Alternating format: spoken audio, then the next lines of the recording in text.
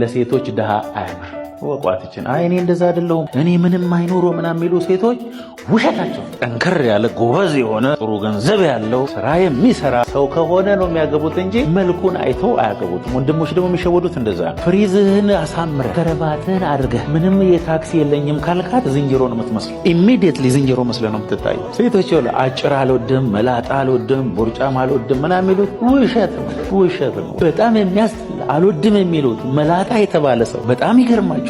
አሁን እግዚአብሔር ረድቶኝ 70 ሚሊዮን ብር አካውንቴ ላይ አሁን አስገብቼ አቤት መላጣ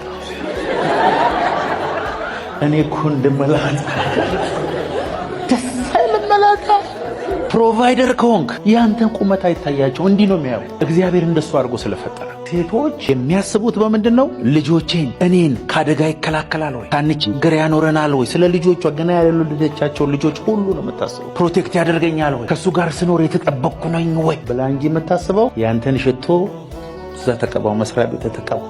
ሴቶች እንደሱ አያስቡም። ወንድሞች ሚስጥር እየነገርኳቸው ቤተሰቡን ቀለል አርቆ የሚያኖር ልጆቹ ምንም ሳይቸገሩ በትክክል ዘና ብሎ የሚማሩ ከሆነ ምንም ይሁን ያምራል።